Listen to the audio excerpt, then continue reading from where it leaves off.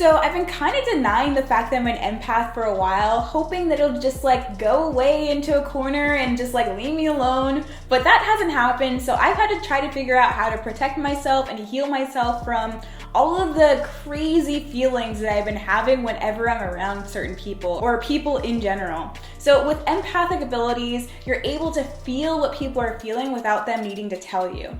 And there are even some cases where I've been able to tell what someone was thinking based off of what they were feeling. So what they were thinking about me in whatever sense. And I've pretty much been right in a lot of cases. And there are some cases where like it's hard for me to understand how I'm feeling in a situation because I'm kind of sucking in the thoughts and feelings of other people. So it's hard for me to be able to like be one with myself in those instances when I'm feeling what everyone else is feeling.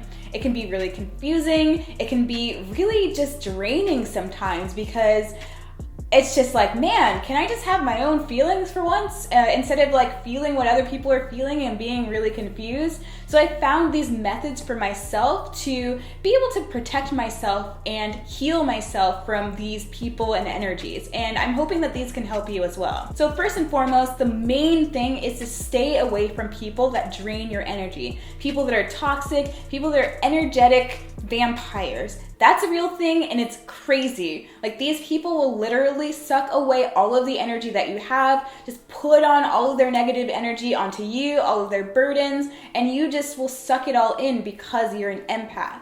So it's important for you to understand those moments and be able to just cast them away. Tell them, I can't do this anymore. I can't be around you. I need space. I need distance. Emotional distance is very key to being an empath. And it's really hard to distance yourself emotionally because we are emotional creatures. We are empathic by nature. Like we want to be able to understand and help people. But there's a certain point where empaths really need to be able to cut that off so that they themselves can heal from anything that's been going on, any energy that they've been feeling from other people. And it's very important to be able to distance yourself from those negative people that have negative thought patterns, that just like push you with this negative energy or negativity in general, so that you can just feel one with yourself and feel happy without the burden of their own feelings. And once you do it, I swear to you, you will feel so much better. You'll get a wave of relief once you finally cut out those negative people in your life, and it's gonna feel so good. At first, of course, it's gonna be really hard. It's gonna be like, oh, I can't do that, but once you do, I swear to you, it's gonna feel so much better. And this is like anyone, regardless of like whether they've been a long-term friend, a family member, or anything. It's really important for you to be able to do this for yourself, because otherwise they're gonna drain you so much that you're not gonna be able to handle it, and it's gonna be too much for you. I swear to you, it's gonna be so much better when you release those people in your life. And once you finally release those toxic people in your life, you can continue by warding your home and maybe even banishing some things. Like if there's something in your life that just won't go away, you can work on a banishing spell, work with like a banishing symbol or anything like that to help you. With banishing, I do say it's important to be in the right state of mind, or in spells in general. You never want to do a spell or banishing when you're upset, when you're angry or anything like that, because a lot of the times it'll make things so much worse. So it's important for you to do breathing exercises, be one with yourself, and be in a clear state of mind and saying like, it's important for me to get rid of this thing because of this.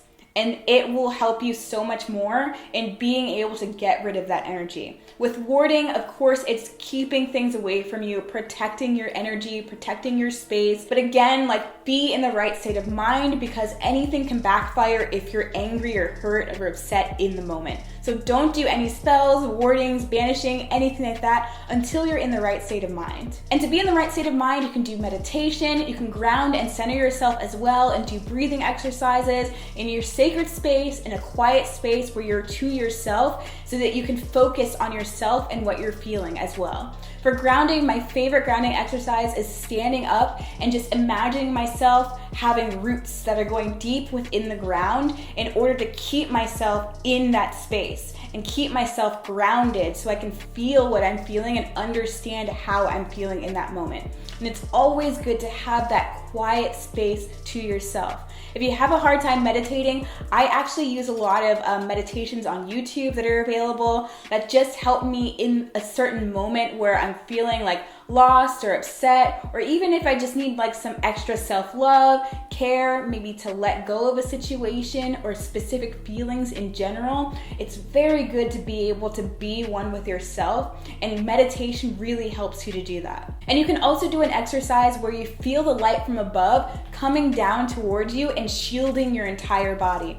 I like to do this in every single direction when I do it, and I just imagine this light coming down, and sometimes I'll just say like the light from above shields me, or some sort of incantation that'll just make me feel even more like this light is flowing throughout me. And I imagine myself glowing with this light as I'm going downward with my hands, and also getting rid of the blackness, the darkness, whatever, the gray matter that's just like sucking me dry, basically. So as I'm doing this, I'll like raise my hands up to the sky, imagine the light flowing downward, and go down with my hands all the way down to my feet, and then all the way up from my feet up into my crown chakra. And I'll just imagine this in every single direction and just kind of say an incantation, something that'll help me feel even more like this light is shielding me. And it feels so much better when I do this. You can also use sage or energy clearing spray. Sage, of course, is the ultimate herb to use for cleansing, but you can also use rosemary, which gets rid of mares, which cause nightmares. And you can also use energy clearing spray in order to help get rid of that negative energy.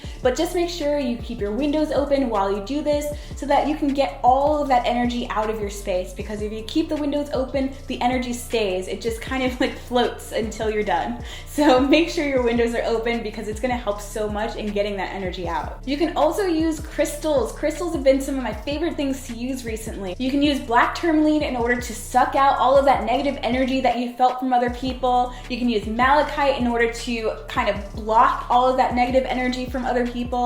And then you can also use green calcite in order to balance your body and release all of that emotional trauma. It's so much better when you use crystals. It's just an addition to everything that you're doing already. Just like every so often using those crystals when you meditate, it just adds that extra boost that you need in order to release that negative energy even faster. You can also clear the space by using sound. I like to use a bell, and that just helps me get rid of that negative energy. It makes me feel even better when I hear the sound reverberating. The sound kind of reminds me, I mentioned this in another video, of when like you hear an alarm from a police car coming and you just like, oh my God, I have to get away from that. If you're a bad person or a negative person, or you're trying to steal something from someone, or you're just doing something bad, you're running away from that cop car. You're getting away from it. And it's kind of the same thing when you think of like using the bell to get rid of negative entities or anything like that. They're like flying and floating away from that energy, and